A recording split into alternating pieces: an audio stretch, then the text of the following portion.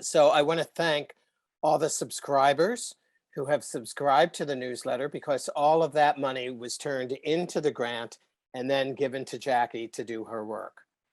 We will be making another grant probably beginning of next year. And so we're looking for proposals. If you or artists you know or with a contemplative practice are interested in applying for a small grant to help with their work, get in touch with us. Let us know about that. I have a bunch of questions for Jacqui. I've been fascinated by her work ever since I read her proposal. And I can't stop my own thinking about what she does and how she does it. So I'm incredibly grateful that she agreed to do this interview with us today. The hope is that, or the intention is that we will talk for about 25, 30 minutes, and then we will open up the floor for questions. The program is scheduled to be an hour long. Shortly before the hour, I'll wrap it down, but we will keep the Zoom room open for an additional 30 minutes in case anybody wants to talk with anybody else in the room. Think of it as a virtual cocktail hour that you would normally attend at a reception or a conference. We'll see how that works. I've never tried that before, but we'll see how that works tonight.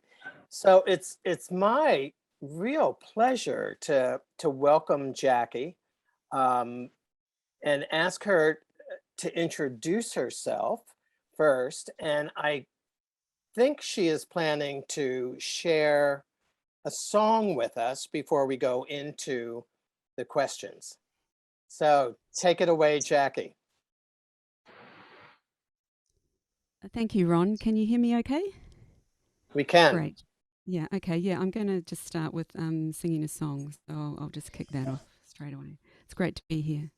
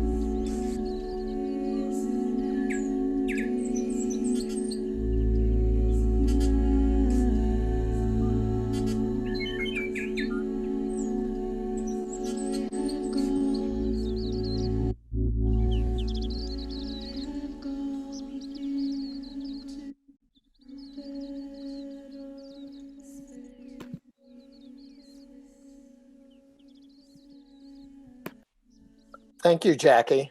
That was really, really lovely. Thank you. And my first question is also if you've just joined us, please make sure that you're muted. As we do this interview section, we'll open up for question and answers later. But Jacqui, my first question is, from your application, you talked about a practice-led research. And I'd like to know what that means and how it led to the project you submitted to Creative Dharma, the project called Into the River. Yeah, thanks, Ron. I'll do my best. So the project Into the River is just such a big project for me. There's no way I'm going to be able to cover everything, but I will try and make a couple of points. So first of all, I'll say that I'm sitting here today on the land of the Gadigal people of the Aurora Nation, and I'd like to pay respect to the traditional owners of this land. This is unceded land that I sit on here today, and I'm a grateful interloper here. So my practice-led research about the project Into the River is about the Te Awa Kairangi River, also known as the Hutt River, in Aotearoa, where I grew up. And when I was growing up, it was called the Hutt River. The Māori name has only been restored in recent years. When I lived there, we just called it the river. And it was a river down at the back of what is called in New Zealand a section, which is like a quarter-acre block. Just this amazing freshwater system, right? The first thing I heard every morning when I when I woke up, and the last thing I heard every night when I went to sleep. So the river was a family member, and we did call it the river. Go down to the river and feed the hens. The river is in flood. Be careful of the river when you're swimming, because you don't know if it's changed this summer. So the river was like a family member, and it grew me up. And all those sounds of the river are inside me, and the smells and the mud and the eels is very much a part of my upbringing. So I wrote a song about this river some years ago, and I've had a vision of making an installation work from that song.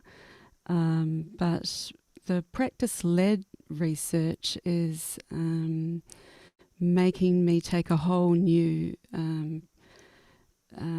approach to the project, and it's about process and method and drawing in a lot more knowledge from many different places rather than just my own experience. The research that you do must be extensive then for the projects. And I'm wondering how that process of researching impacts the final work or impacts the work in some way.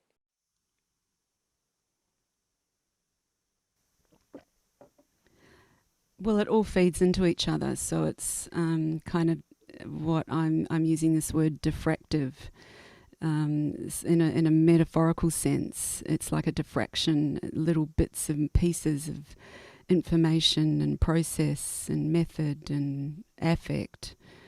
When you hold up a CD, you see that kind of streak of rainbow, sort of a prism of light, and I feel like and that's a diffraction. That's the diffraction of light, and I feel like my research is a diffraction of, decolonization methodologies, which I'll talk more about, my own experience, history, sociology, interdisciplinary fields that draw me in and help me learn and kind of bring it all together, hopefully. Mm-hmm, mm-hmm. And how does your contemplative practice fit into that process? Does it? Yeah, it doesn't fit in, it just is in there. I mean, a contemplative inquiry is a curiosity, an openness, a stillness, and all of those things are part of the process. Certainly, when I'm making music and doing lots of looping, repetitive, almost like mantra type things, it's very contemplative for me and meditative.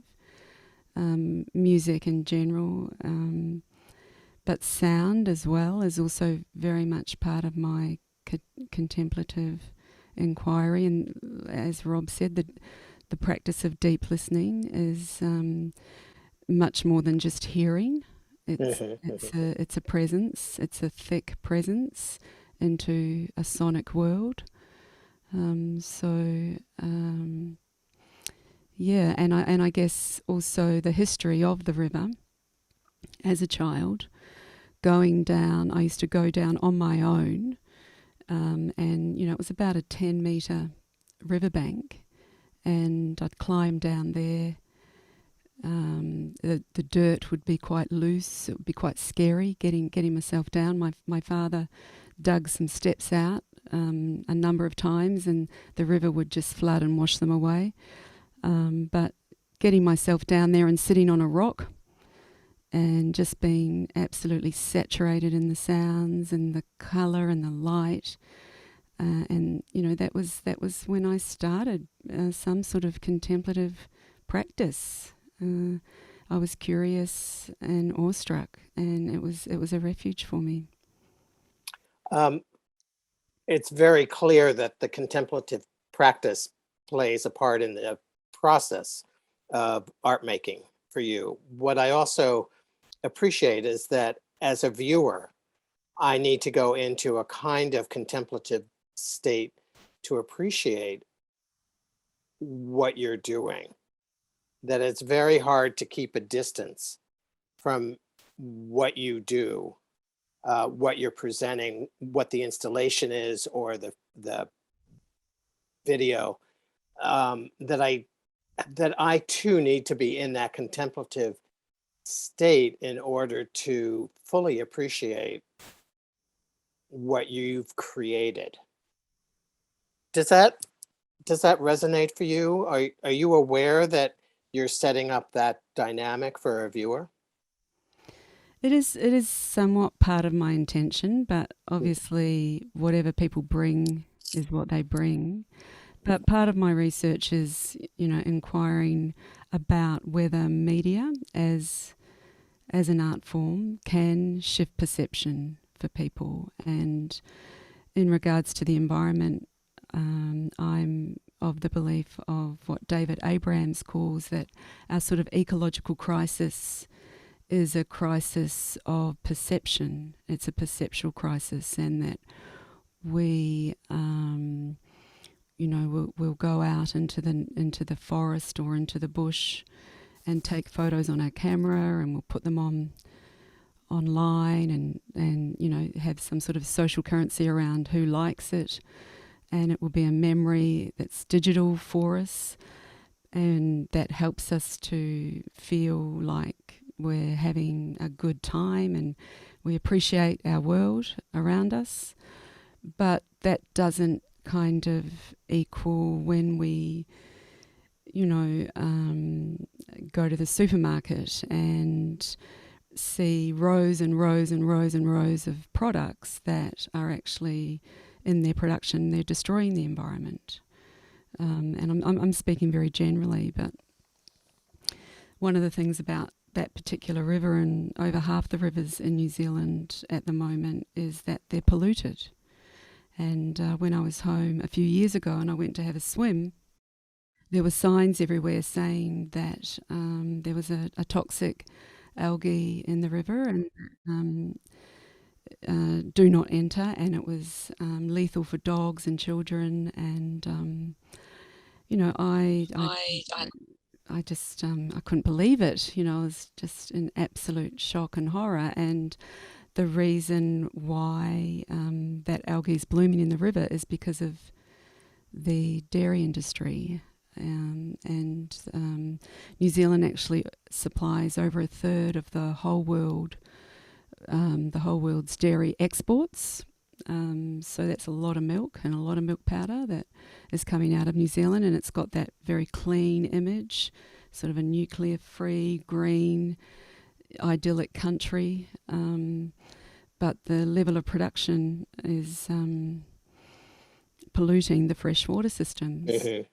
So there is some sort of perceptual crisis, and even in that if you buy New Zealand butter, even if you're in the States and you want to buy some good butter, I was in China and I saw, New Zealand yogurt and New Zealand butter, and thought, oh, that's safe. I'll buy that because I know New Zealand's a green country, and but the consequence of that intensity of production is actually polluting the freshwater systems, and that's a universal thing. And we know that when our freshwater systems are becoming polluted, that we're in trouble. We need water. That's also all part of my intention with the way I'm approaching my work at the moment. And if there is some sort of meditative trance or contemplative space that I can create that people can engage with, well, that would be awesome. Maybe there'd be a shift. Yeah. I'd like to go back to something you said, to your reference to technology.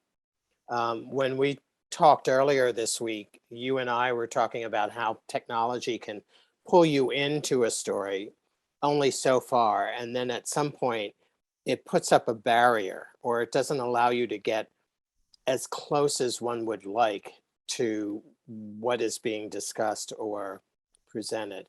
I wonder if you could talk a little bit more about the role technology does and does not play in your work. Well, one of the things I did recently is I got on Google Earth, and I downloaded the Pro edition. So I've now got this little piece of technology sitting on my computer, and I can travel anywhere in the world that I want and get really up close to anything amazing, and then I can actually render that and make a movie, make something out of that. And it's a very powerful feeling to feel that you can go anywhere at any time and look at anything.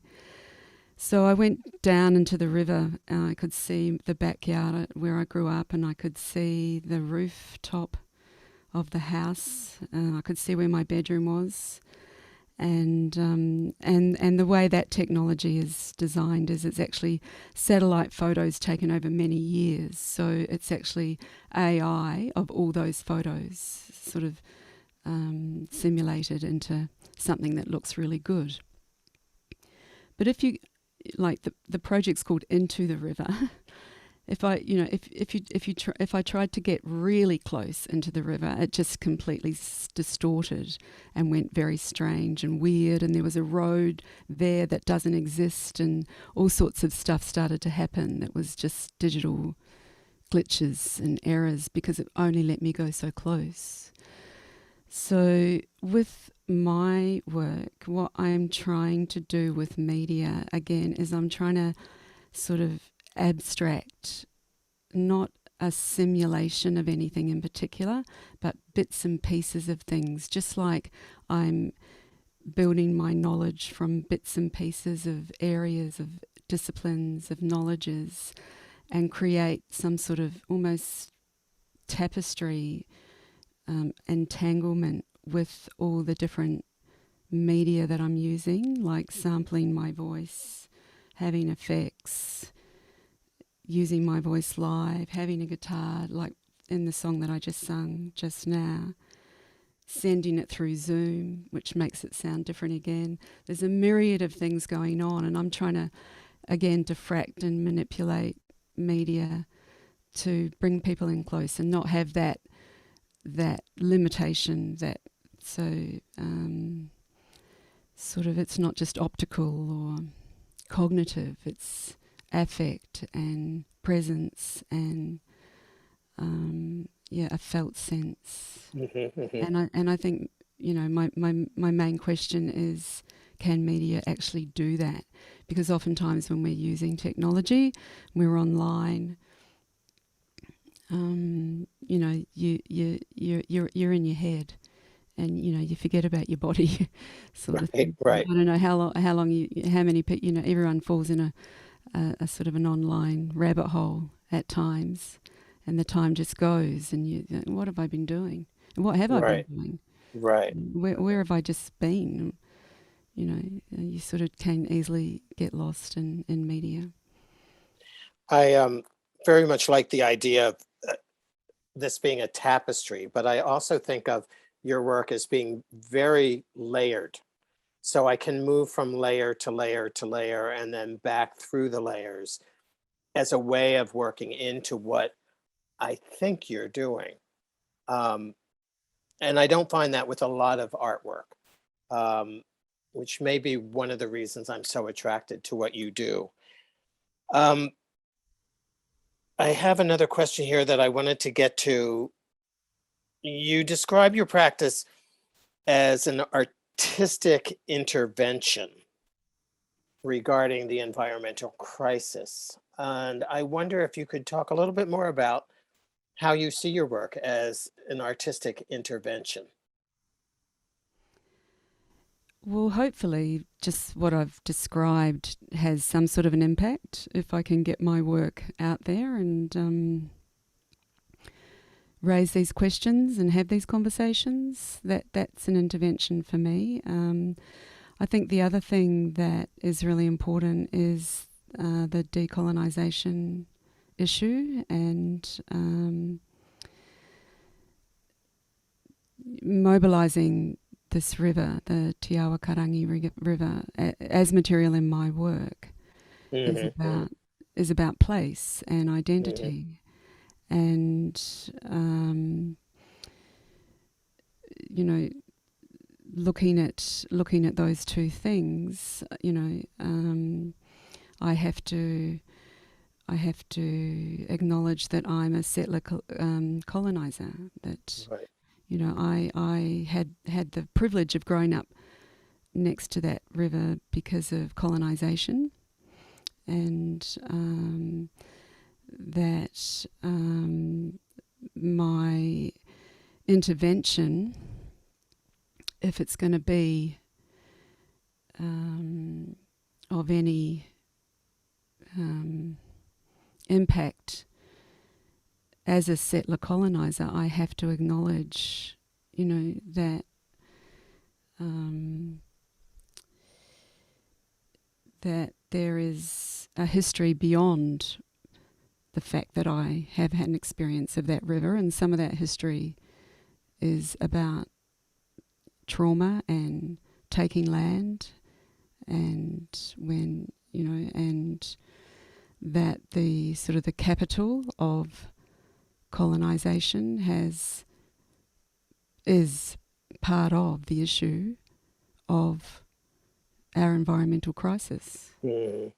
So if I'm using my practice as an artist, as an intervention in the ecological crisis, I need to cover that as well. And Right. that's what I've been looking at these last few months, and it's kind of the hardest part because, as Rob said, it's great to see you here too, Rob. Thanks for coming. We spoke for 90 minutes, and it was a hard conversation. And there's no one Māori view.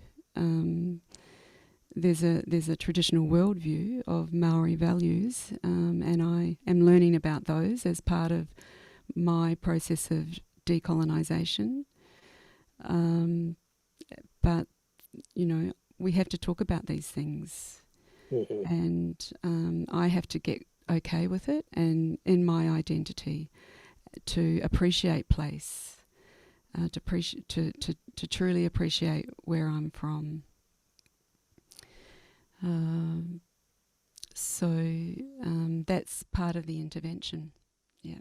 Well, and we often think of intervention as doing something to get to a particular result.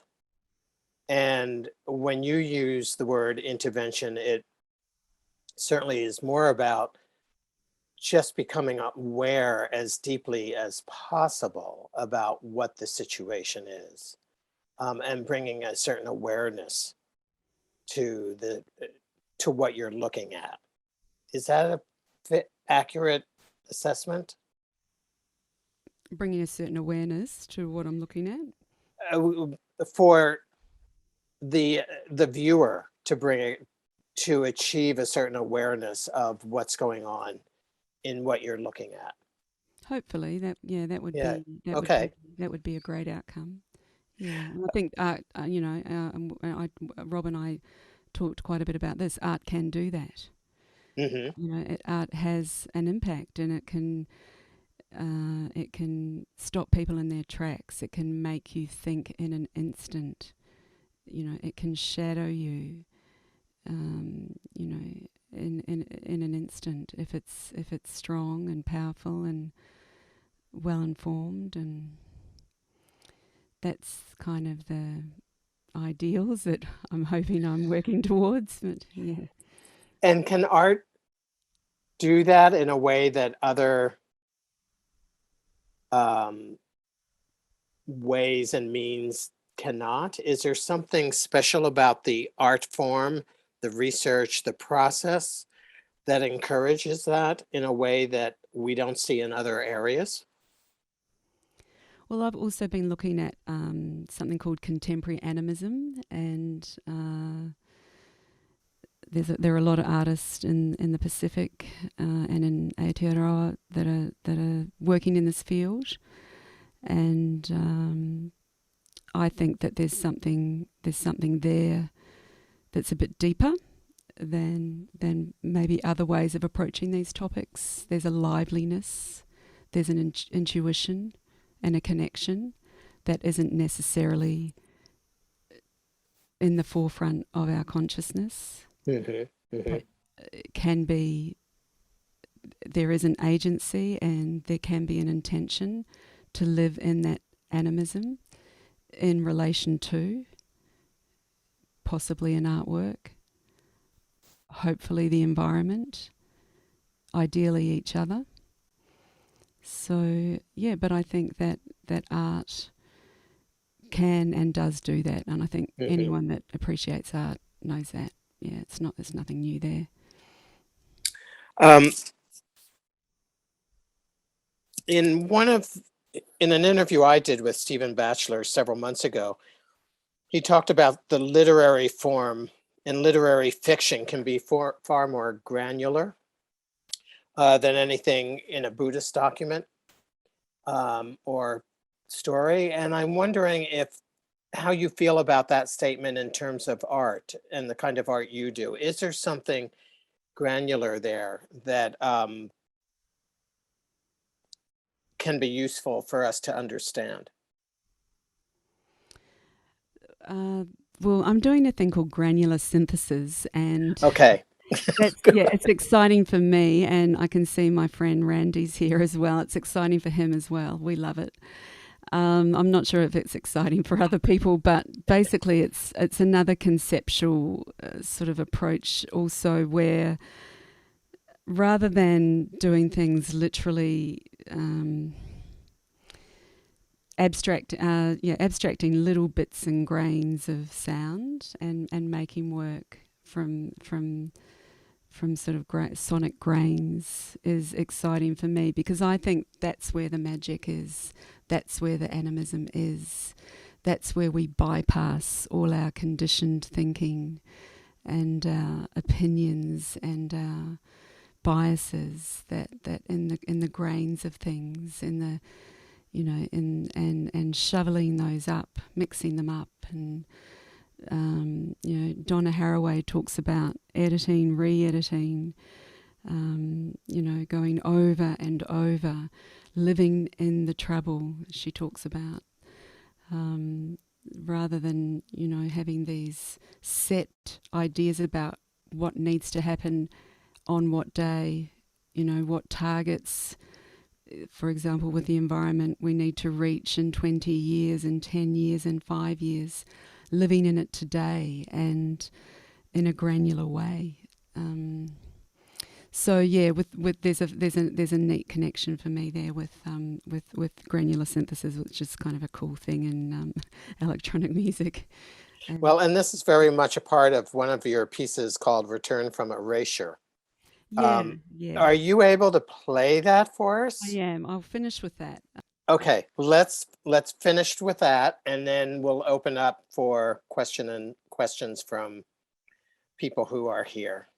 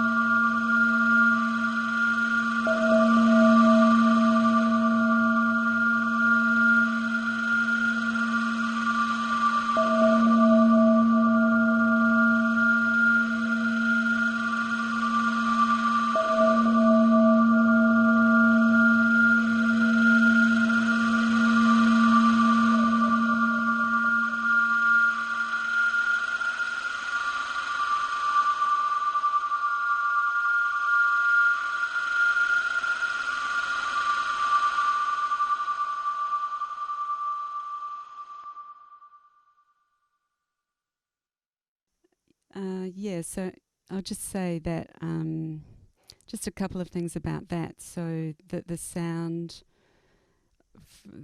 was made I made the sound through extracting little bits of sonic grains from the conversation that Rob and I had. That Zoom conversation that we got fatigued over, and we both agreed that talking about decolonization can be really tiring and hard. Not to say never do it, but I made those lovely sounds. I think they're lovely from our conversation, and the scene is a place called Aotearoa Bay. I probably haven't quite pronounced that right, Rob, but it's actually quite close to where Rob is living. And there was a quarry there for many years. Of course, prior to that, there was a lot of activity that went on there, which would be called or considered tangata whenua, relationships with that Māori had with the land on that very edge of the bottom of the North Island. After colonisation, it became a quarry, and a lot of the the buildings and roads, the cement that have made the city would have come from that place, that quarry. However, a few years ago, Wellington Council bought back the land, and because there is a treaty, the Treaty of Waitangi, although it's a contentious document, it has been honoured in recent years more and more. And the council, the Wellington Council, do honour Tangata Whenua. So they've restored the area, and they've actually they've built structures to restore some of the damage that the quarry did just by taking, and I think that Zoe Todd says that colonialists just take. They love to take, and if I'm gonna take from the landscape and use it as my material, I wanna bring this conversation into the work, and that's why it's called Return from Erasure. And restoring cultures that have been damaged by colonialism is a process. It still continues, and it's little bit by little bit by little bit, and I'm a part of that. I want to be a part of that. So that's why the landscape was invisible at first, and then slowly came back into view. Great. Thank you for sharing that video, Jacqui, and thank you for explaining it. I think it says a lot about your work, as well as the compassionate element that's and the contemplative element that is a part of it. We have about 15 minutes left in this program, and I wonder if anybody has any questions for Jacqui. If you do, just raise your hand and wave at me, and then I can ask you to unmute yourself.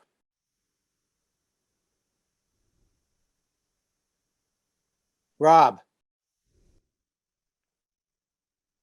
Go ahead, Rob. I don't have any questions. I just have a comment, actually, which is sometimes it's nice because you can sort of sit there and you really want to say something, but it's not actually a question. So I'm just going to offer. I think it's great, Jacqui, what you're doing. I think the work is amazing. I really love the contemplative aspect, the spirituality that's involved in disruption and change is really forward, and I just want to say I think I really love what you've done with the conversation and the granular synthesis, and Ōwhiro Bay is one of my favorite places in the whole world. Maybe you know that from looking at my Instagram. I also just want to apologize for being out of touch. I don't know if this is the place to do that, but yeah, that we need to have another talk.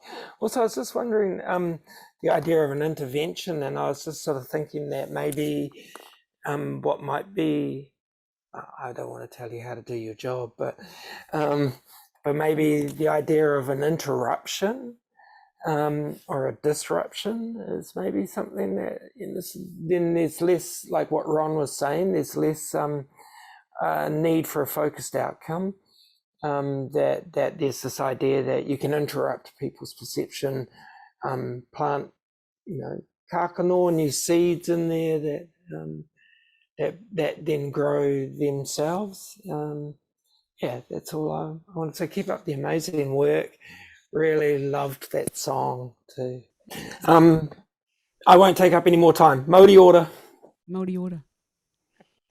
Anne? Hi. Jacqui, this is both a comment and a question. At the beginning, listening to the first piece, I felt so invited to deeply listen. In the piece, there was somehow for me an invitation. And, you know, in the second piece that we saw that came from the granular work with the conversation that you had with Rob, I felt that there too. And it struck me that that kind of invitation is part of having difficult conversations, that it creates a kind of safety. And I wonder if that's something that you think of in contemplation, that there's a kind of safety in really being there.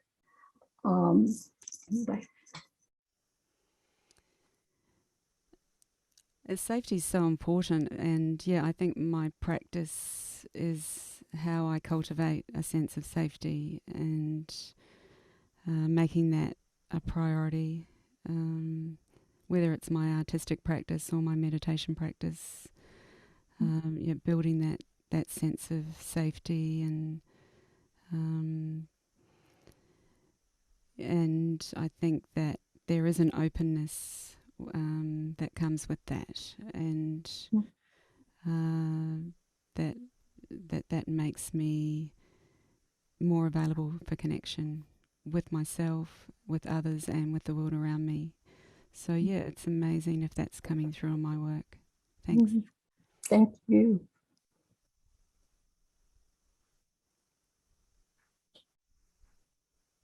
Any other Go ahead. questions? Yep. Bill. Bill here.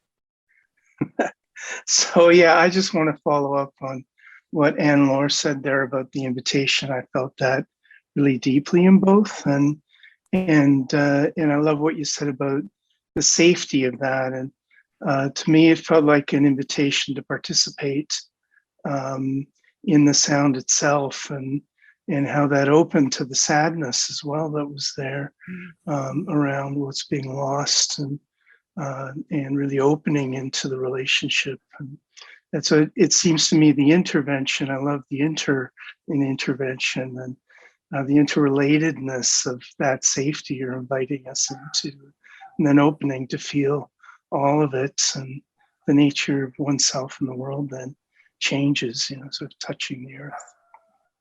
I don't know, did I miss the actual question part of that? I didn't quite. I was appreciation, It was more of a comment. the third Brahma Vihara, appreciating No, something beautiful. Yeah, I thought so. Thanks so much.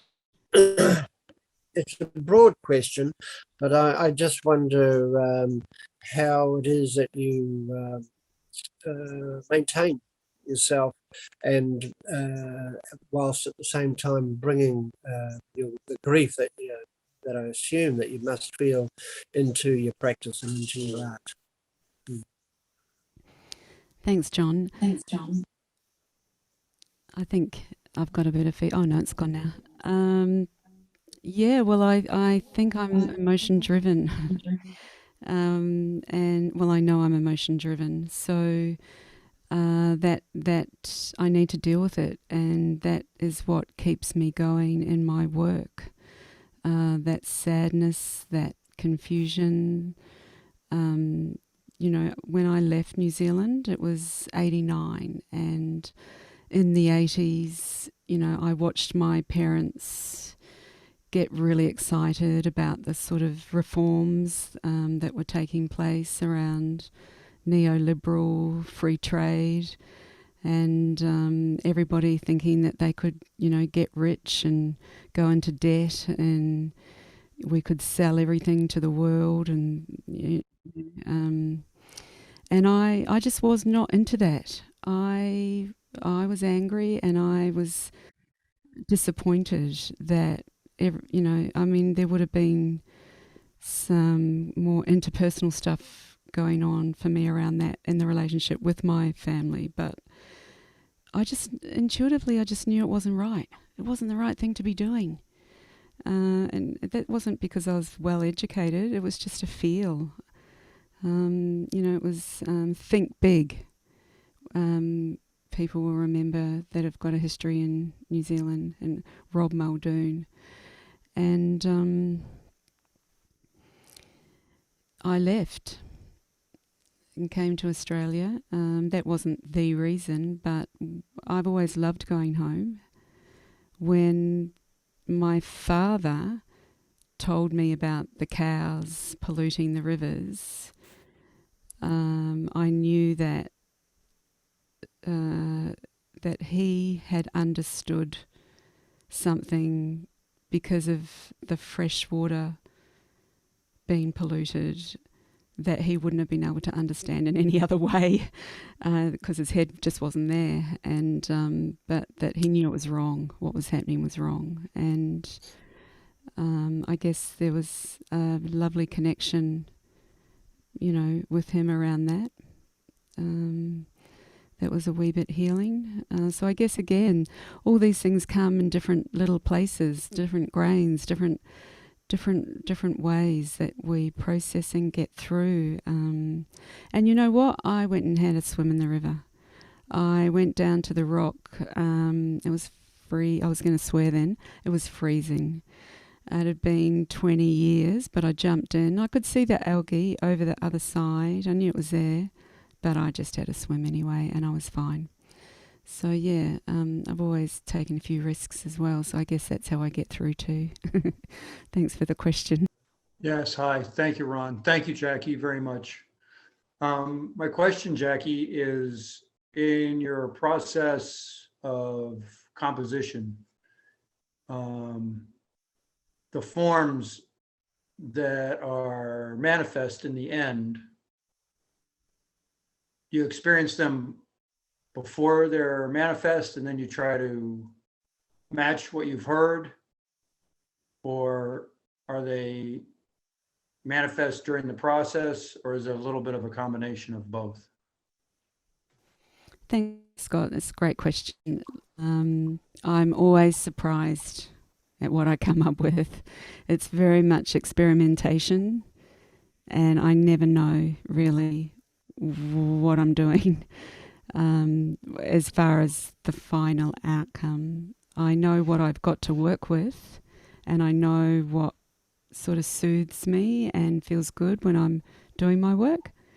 And I work hard and I push myself a bit, but I never have a fixed vision, and that's the difference between maybe having this idea of wanting to make, like I've been studying for 9 years, and for that whole time I've thought my final work will be about the river, and I have had kind of visions of what that would look like as an installation, which is what I'm working towards. And I had some really strong visions, but I've let go of all of that because now I've got a much broader palette to work with, based on much more knowledge and more methods that I feel are way more important than the aesthetic.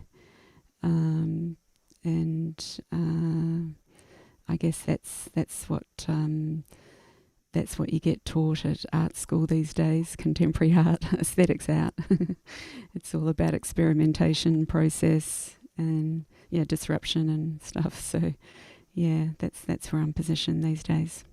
I want to thank Jacqui for being so generous with her time and her talents and her artwork and sharing it with us during this hour. It's an important conversation, not just what is being produced, but how it's being produced and what it means, what the intention is, what it means for the rest of us. So I'm deeply grateful that we were able to have this talk together and people had questions for you, Jacqui.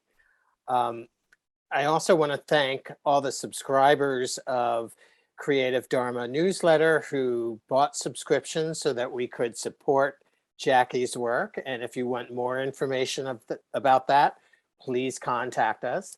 And if you're not subscribing to Creative Dharma, please think about subscribing.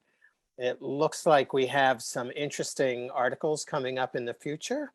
So I think now might be a good time to jump on board, as it were. So we'll finish this part of the program, and if you'd like to sneak out the back door, please feel free to do that. Otherwise, hang out with us and establish communication with each other and enjoy the conversation. Again, thank you all for being here. Very, very much appreciated. Thanks, everybody. And thanks to Ron and Ramsey, especially, and Creative Dharma for the support. And thanks, everybody, for logging on today and listening. It's been great to see you here on Zoom.